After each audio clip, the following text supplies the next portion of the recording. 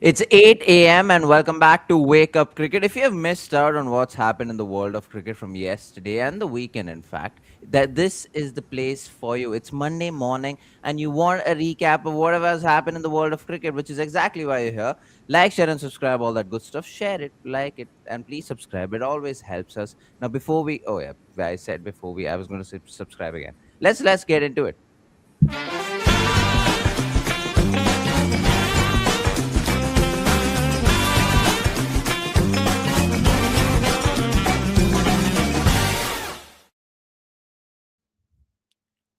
Now, with it being a Monday, we've got so much that happened on the Sunday that preceded this Monday.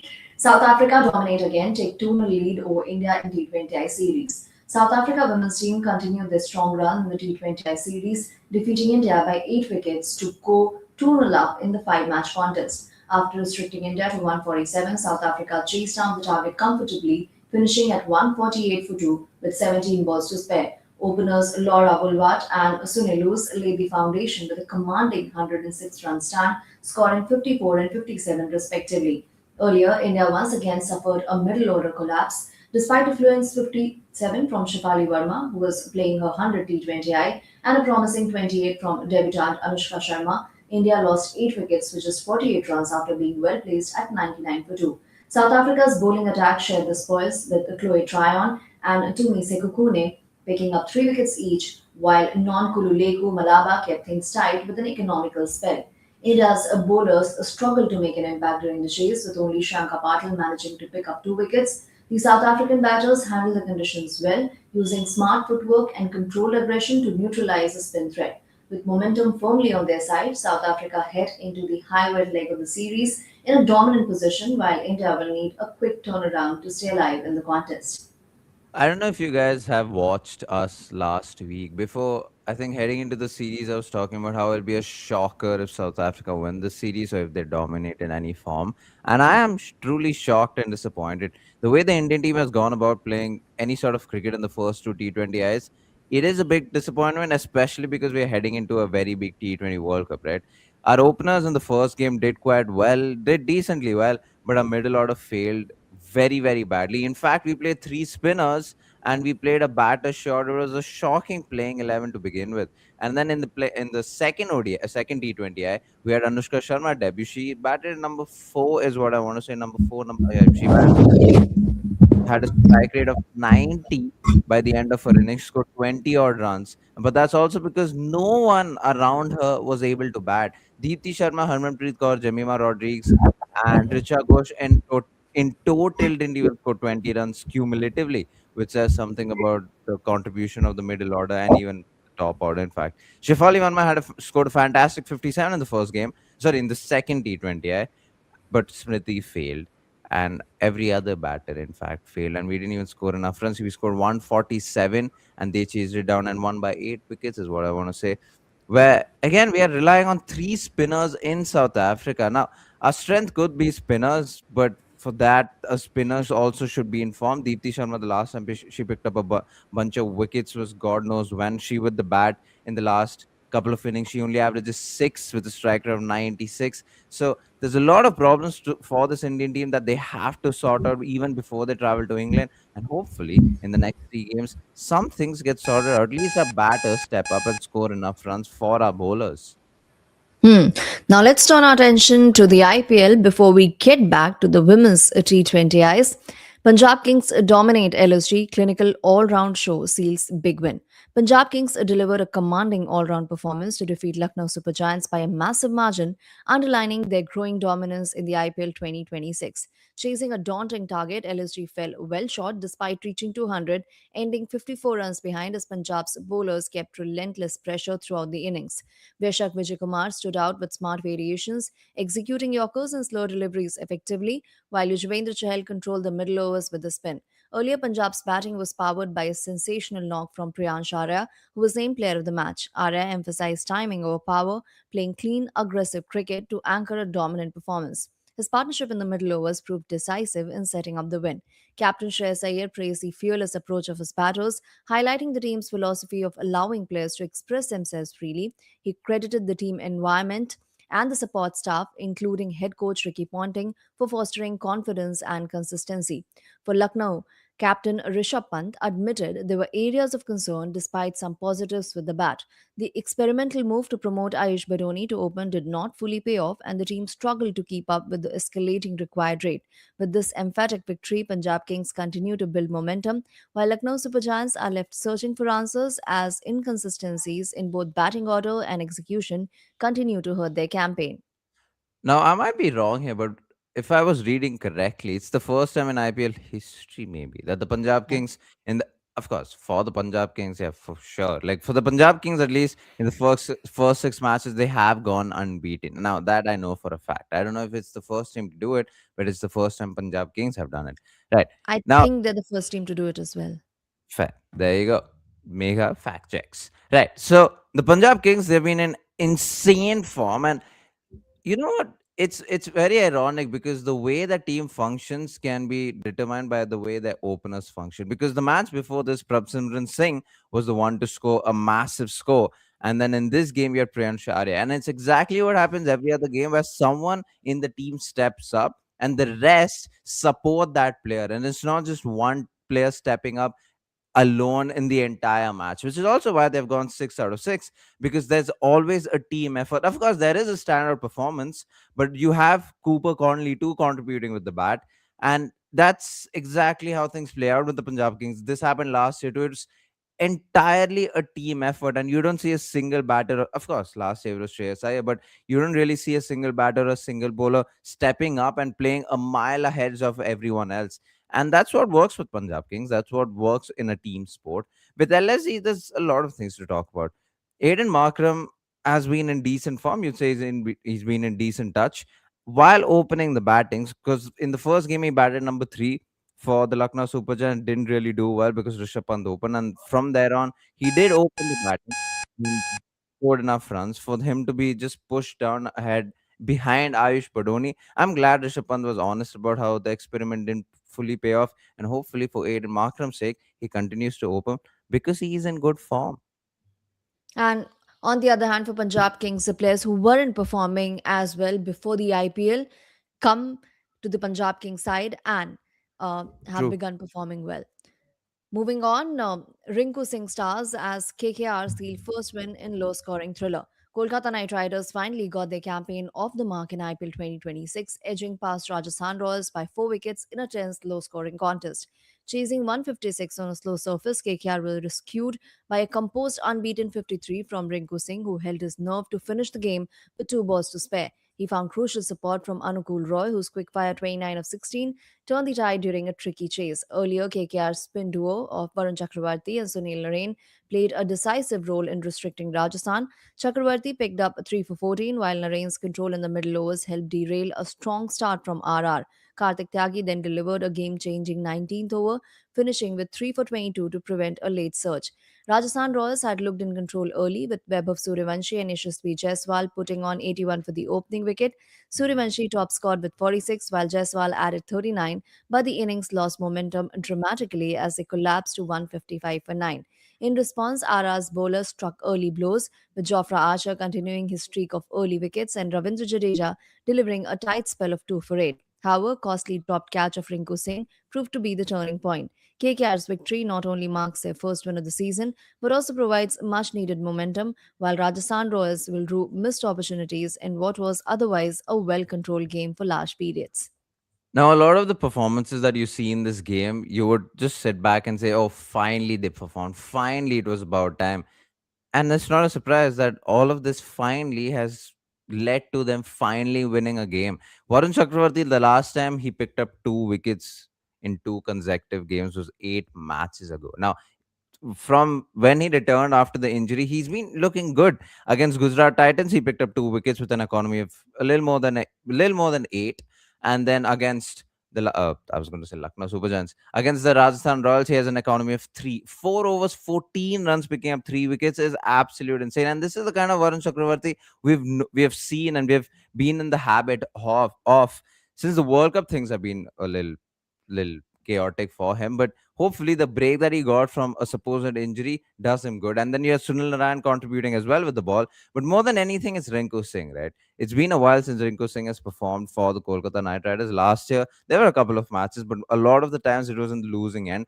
But if he's known as a finisher and if he wants to continue to be the finisher for the Indian team, he will need to perform for the Kolkata Knight Riders and win matches for them, because that is what he was known for. That is what the underrated Rinku Singh was known for a couple of years ago when he hadn't played for the Indian team. He would do this consistently, and I'm glad he finally got to do it. Albeit there was a drop catch, but you need a little bit of luck in every time you succeed. To be fair, and I'm glad that he was able to do that. And yeah, again, Rahane in the post-match press conference said something, and you always get a quote from him every now and then, regardless of if they win or lose. But I'm glad that Kolkata Knight Riders won for their own sake. Now, getting back to the T20I series between India and South Africa women, Keshav Maharaj's influence powers Chloe Tryon's match winning spell.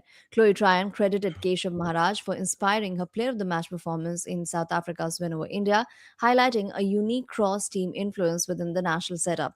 Tryon, who picked up 3 for 22 in the second T20I, revealed that Maharaj had predicted a spinner would win the award before the match. His words proved prophetic as Tryon dismantled India's top order, triggering a collapse that set up South Africa's comfortable chase. Maharaj, currently working with the South Africa women's cricket team during a break from men's duties, has been offering tactical inputs and sharing his experience, particularly in Durban, his home ground. His understanding of local conditions and expertise as one of the world's top ranked bowlers has made an immediate impact. All rounder Sune Luus praised Maharaj's involvement, noting that his insights brought a fresh perspective to the squad. His influence has extended beyond trial, also benefiting spinners like Non Kululeko Malaba, who has been South Africa's most economical bowler in the series so far.